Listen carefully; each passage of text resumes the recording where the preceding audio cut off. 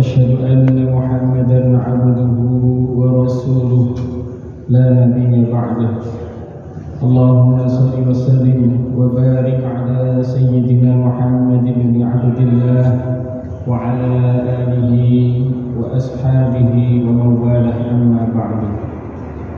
قالوا سبحانك لا علم لنا إلا ما علمتنا إنك أنت العليم الحكيم. قال رب اشرح لي صدري ويسر لي أمري واحلل عقدة من لساني يفقهوا قولي. أما بعد. Hadirin jamaah salat zuhur rahimakumullah. Puja dan puji syukur marilah senantiasa kita ucapkan kehadirat Allah Subhanahu wa taala yang telah memberikan kenikmatan kesehatan, nikmat sehat, nikmat iman dan nikmat Islam, sehingga pada siang hari ini kita bisa melaksanakan salat zuhur berjamaah di Masjid Ukhuwah Islamiyah. Salawat serta salam tidak lupa marilah senantiasa kita haturkan kepada Nabi Muhammad sallallahu alaihi wasallam yang telah memberikan suri tauladan, yang telah mengeluarkan manusia dari zaman jahiliyah menuju zaman Islamiyah, yakni ad-dinul Islam.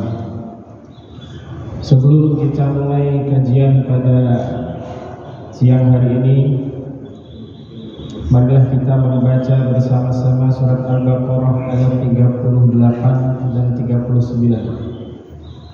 A'udzu billahi minasy syaithanir rajim. Bismillahirrahmanirrahim. Qul ihbitu minha jami'an fa imma ya'tiyannakum minni hudan faman tabi'a hudaya fala khawfun 'alaihim wa la hum yahzanun. وَالَّذِينَ كَفَرُوا وَكَذَّبُوا بِآيَاتِنَا أُولَئِكَ أَصْحَابُ النَّارِ هُمْ فِيهَا خَالِدُونَ. Shadaqallahul Azim. Pada pertemuan sebelumnya kita telah membahas sedikit banyak tentang kisah yang telah dialami oleh Nabi Adam beserta istri-istrinya, yakni diperintah oleh Allah untuk meninggalkan surga. Qul nahbitu minha jami'a, turunlah kalian semua dari surga. Kemudian Allah melanjutkan, fa imma ya'tiyannakum, maka jika datang, fa imma ya'tiyannakum, maka jika sungguh akan datang kepadamu hudan, yaitu petunjuk, faman tabi'a hudaya, barang siapa mengikuti petunjukku, fala khaufun 'alaihim wala hum yahzanun, maka siapa saja mengikuti petunjukku niscaya tidak ada kekhawatiran atas mereka dan tidak pula mereka bersedih hati. Di sini Nabi Adam sadar telah melakukan kesalahan, yakni mendekati buah pohon yang dilarang oleh Allah Subhanahu wa taala. Sehingga turunlah Nabi Adam ke bumi. Tentunya dikasih cara oleh Allah bagaimana Nabi Adam nanti bisa kembali lagi ke surganya Allah Subhanahu wa taala. Dan cara ini pula akan harus kita ikuti, karena hanya dengan mengikuti petunjuk dari Allah Subhanahu wa taala kita bisa kembali kepada surganya Allah. Karena memang asal kita, kata Nabi Muhammad, kullu ummati, sesungguhnya setiap umatku, yadkhulunal jannah, semuanya pasti akan masuk surga, illa man aba, kecuali yang enggak mau. Wa man ya'ba, kata sahabat, wa man ya'ba ya Rasulullah, emang ada umatmu yang enggak mau masuk surga? Man ata'ani, kata Rasul, man ata'ani, barang siapa taat kepadaku, dakhalal jannah, maka dia pasti masuk surga. Wa man asani, dan barang siapa yang enggak mau taat kepadaku, faqad aba, maka dialah yang enggak mau masuk surga. Dilanjutkan pada ayat selanjutnya, walladzina kafaru, dan orang-orang yang ingkar, wa kazzabu bi ayatina, dan mendustai ayat-ayat kami, ulaika ashabun nar, maka orang-orang itulah para penghuni neraka, hum fiha khalidun, dan mereka di dalamnya akan kekal selama-lamanya. Allah Subhanahu wa taala saat itu ngasih tahu jalan kepada Nabi Adam untuk bisa kembali, untuk bertaubat kepada Allah, yaitu dengan kalimat pada fatalaqa Adam min rabbih kalimat. Allah menurunkan kalimat yang dengan kalimat itu Nabi Adam bisa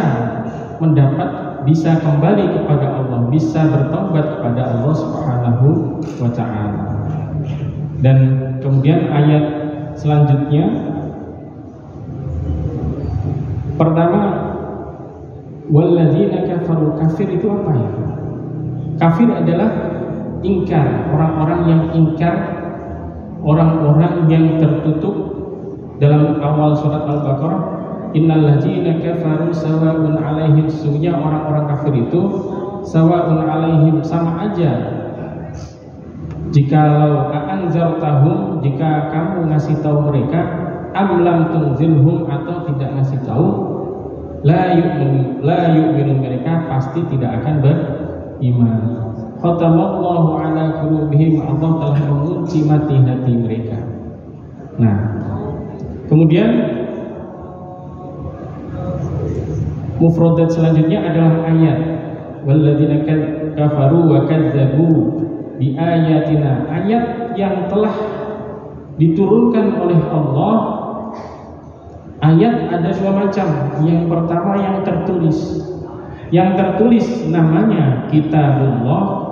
Dengan ayat yang tertulis inilah seluruh manusia bisa kembali kepada Allah dengan cara yang disediakan oleh Allah Subhanahu wa ta'ala. Pada syariat sebelum Nabi Muhammad ada kitab-kitab samawi, kitab-kitab yang Allah turunkan, Taurat, Zabur, Injil, benar pada masanya. Dan saat ini ayat ini bisa berlaku kepada kita, yakni ketika kita mendustai, naudzubillah, kita mendustai ayat-ayat Allah, yakni Al-Quran, maka kita tidak akan bisa kembali ke surga. Oleh karena itu, mengikuti tips dari Allah Subhanahu wa ta'ala dengan mengikuti petunjuk yang disediakan oleh Allah. Jadi mudah-mudahan nih Al-Quran dari awal Al-Baqarah, dzalikal kitabu la raiba fihi, jadi tidak ada keraguan. Ini sudah ada pembahasan pada awal. Kalau manusia membahas pada diri manusia ini sendiri butuh waktu sekian lama, bahkan tidak akan ada habis-habisnya. Bagaimana mata ketika diciptakan ada kelopak mata yang secara otomatis menutup sendiri ketika ada debu. Nah, rambut yang tidak diperintah bisa tumbuh sendiri, sedangkan rambut alis tidak diperintah pun tidak tumbuh seperti itu. Bahkan posisi hidung menghadap ke bawah, nah, gigi yang tumbuhnya ditahan, nah itu merupakan tanda-tanda kebesaran dari Allah Subhanahu wa ta'ala. Bahkan Allah berfirman dalam Al-Quran, inna fi khalqis samawati wal ardi wa ikhtilafil laili wan nahari la ayatin liulil albab. Sungguh pada penciptaan langit dan bumi dan bergantinya siang dan malam, sungguh akan menjadi tanda-tanda bagi orang-orang yang berpikir. Jadi ayat yang kedua ini adalah ayat yang tercipta. Ayat yang tertulis adalah kitabullah, ayat yang tercipta adalah alam semesta ini, sunnatullah. Jadi ketika kita melempar ke atas, jatuhnya ke bawah. Ketika berhenti menghirup udara bisa meninggal, dan seperti itu. Bahkan la khalqus samawati wal ardh, kata Allah, sungguh penciptaan pada langit dan bumi akbar, sangat besar, lebih besar min khalqin nas, dari penciptaan manusia. Lebih rumit penciptaan langit dan bumi. Bagaimana langit ditinggikan tanpa tiang, yang masjid ini aja butuh 4 tiang untuk menyangga. Ini tiangnya langit ada di mana? Seperti itu.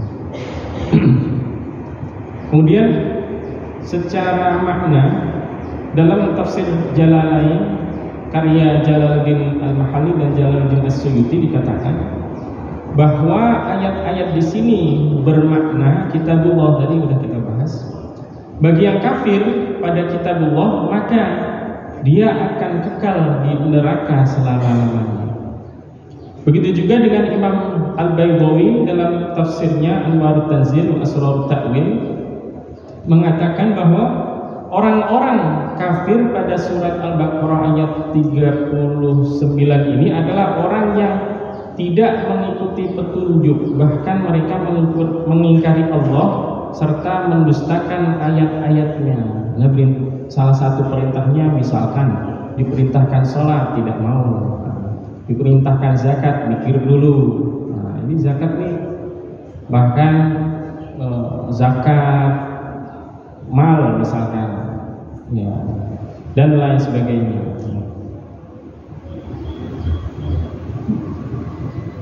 Mereka kemudian ayat kata Imam Al-Baydawi asalnya adalah tanda yang kasat mata, yang tadi sudah dijelaskan bahwa tanda-tanda yang diciptakan keberadaan Allah ini adalah alam semesta ini. Jadi tidak mungkin alam semesta ini ada dengan sendirinya.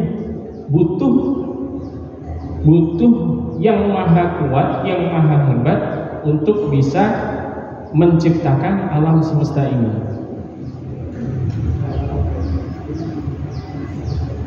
Ayat-ayat juga berarti sekumpulan rangkaian kata-kata dalam Al-Quran yang terpisah dari kumpulan rangkaian lainnya. Jadi kumpulan ayat-ayat menjadi kitab. Nah, kumpulan surat menjadi kitab, kumpulan ayat menjadi surat, kumpulan surat menjadi kitab. Nah, ini adalah Al-Quran. Dan ini juga berlaku pada umat sebelum Nabi Muhammad yang saat itu telah diturunkan kitab-kitab juga.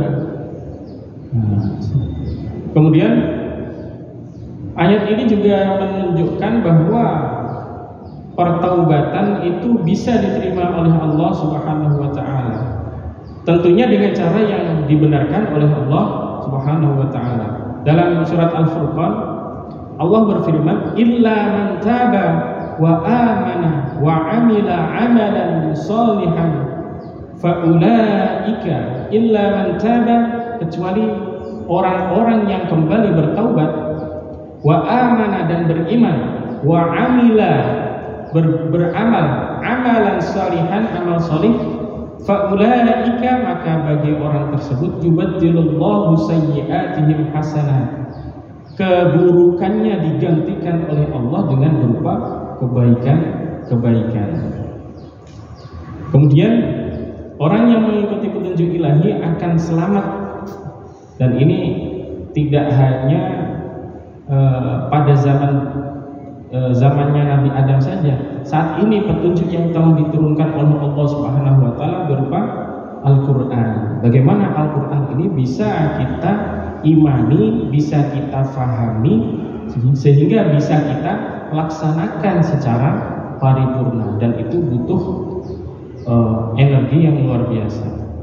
Kemudian mereka yang mengingkari dan mendustakan Al-Quran adalah penghuni neraka pada hari kiamat nanti.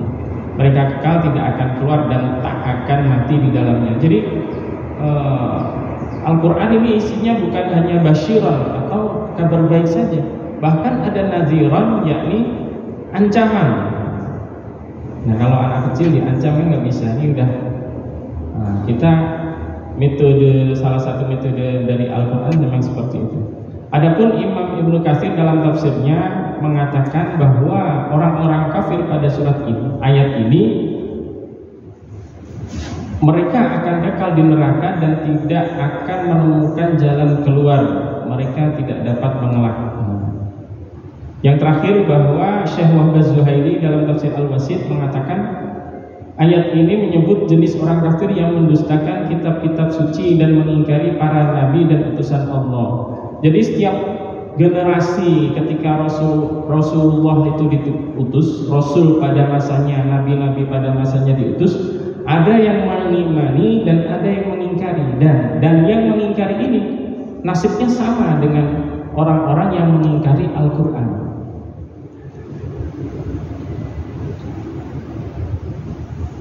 Semoga kita diberikan kekuatan oleh Allah Subhanahu wa Ta'ala untuk mampu mengikuti petunjuk, menjadikan Al-Quran sebagai imam, menjadikan Al-Quran menjadi pedoman satu-satunya sehingga kita bisa kembali ke surganya Allah Subhanahu wa Ta'ala. Dan juga semoga kita dijauhkan dari sifat-sifat orang kafir dan orang-orang yang mendustai ayat-ayatnya.